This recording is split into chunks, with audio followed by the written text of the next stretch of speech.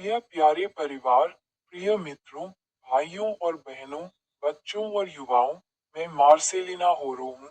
आज नवंबर का पहला दिन है।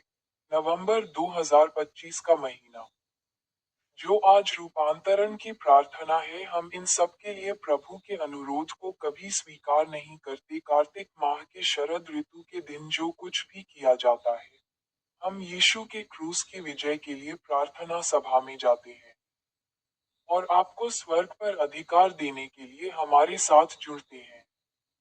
हर 2 नवंबर को मेरे स्वर्गीय को पति प्रेरित हारून टोकनो की 87वीं जयंती और सभी धर्मों के ईसाई धर्मावलंबियों के लिए एक पर्व।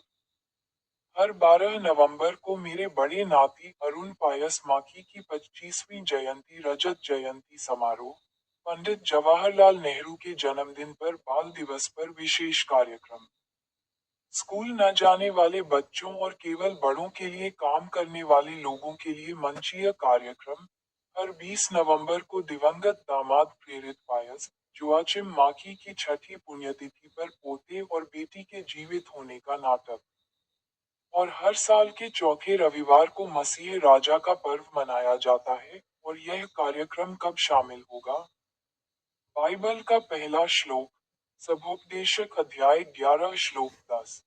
और अपने हृदय से क्रोध को दूर करो और अपने शरीर से दुर्भाग्य को दूर करो, क्योंकि जवानी और काले बाल वाष्प हैं। अर्थ, राजा सुलेमान हमें याद दिलाते हैं कि जीवन छोटा है और जवानी जल्दी ढल जाती है। चिंता और बेचैनी केवल हमारी शक्ति और आनंद को नष्ट करती है।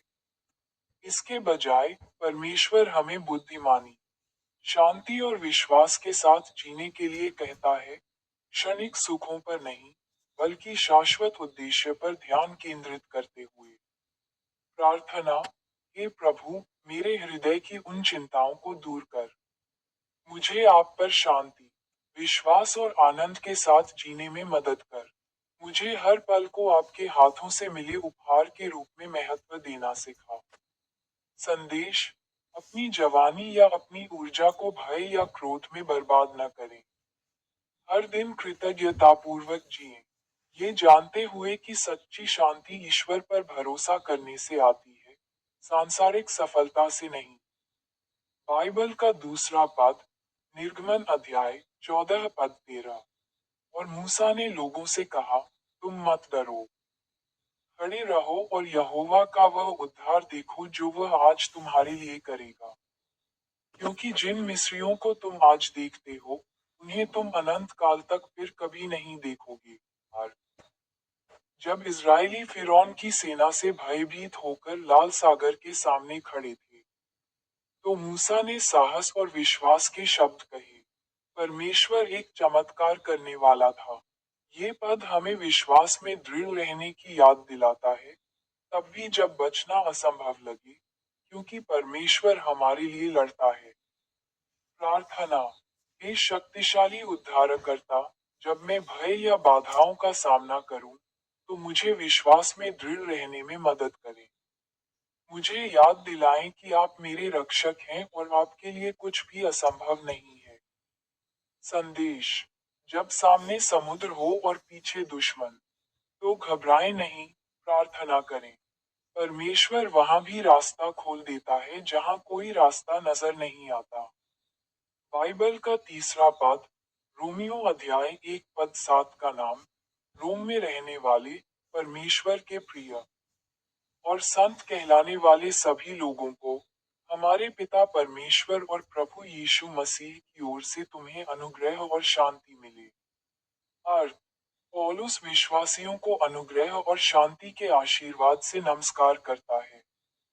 ये पद हमें याद दिलाता है कि परमेश्वर हमसे बहुत प्रेम करते हैं और हमें पवित्र जीवन जीने के लिए चुना गया है, जो हमारी दुनिया में उनकी भलाई को दर्शाता है। प्रार्थना, पिता, मुझे अपना प्रिय पुत्र कहने के लिए धन्यवाद। आज मुझे अपनी कृपा और शांति से भर दीजिए, ताकि मैं दूसरों के प्रति प्रेम और पवित्रता प्रदर्शित कर सकूं। संदेश, आप चुने हुए, प्रिय और धन्य हैं। आज आपके द्वारा बोले गए प्रत्येक शब्द और कार्य से आपके आसपास के लोगों को कृपा और शांति मिले। अंतिम बाइबल पद, संत मत्ती के सुसमाचार का अध्याय 10, पद 28, और उनसे मत डरो जो शरीर को मारते हैं, परंतु आत्मा को नहीं मार सकते, बल्कि उससे डरो जो आत्मा और शरीर दोनों को नरक में नष्ट कर सकता है। अर्थ, यीशु हमें लोगों से नहीं, बल्कि परमेश्वर के प्रति पवित्र श्रद्धा रखने की शिक्षा देते हैं। मानव शक्ति केवल भौतिक शरीर तक सीमित है, परंतु परमेश्वर का अनंत काल पर अधिकार है। सच्चा ज्ञान, सबसे बढ़कर परमेश्वर के प्रति विश्वास और आज्ञाकारिता के साथ जीना है। प्रार्थना, हे प्रभु, मुझे विश्वास में दृढ़ रहने का साहस दो, तब भी जब संसार मुझे धमकाए या अस्वीकार करे। मेरा आपका भय प्रेम और सम्मान में निहित हो, भय में नहीं, मुझे पवित्रता की ओर ले जाए। संदेश, उनसे मत डरो जो तुम्हारे शरीर को नुकसान पहुंचा सकते हैं, अपनी आत्मा को खोने से डरो। ईश्वर की स्वीकृति के लिए जियो, मनुष्य की प्रशंसा के लिए नहीं। आइए प्रार्थना करें। हे माता मरियम की माला, हे पोप लियो 14, हे आर्कबिशप विंसेंट आइंड, आज नवंबर है। यह वर्ष 2025 का 11वां महीना है। शांति के देवता, अहिंसक यीशु और प्रेम की पवित्र आत्मा के नाम पर स्वागत है। आइए एक क्षण रुककर अपने आसपास के लोगों की ओर मुड़कर अपना परिचय देते हुए शुरुआत करें। अंतिम आशीर्वाद, प्रभु आपके हृदय से हर भय और चिंता को दूर करें। उनकी कृपा और शांति आपकी आत्मा को भर दे। आप मूसा की तरह विश्वास में दृढ़ रहें, और आपकी आत्मा ईश्वर के अनंत प्रेम में साहस प्राप्त करे। आमीन। मेरे YouTube चैनल को देखना न भूलें।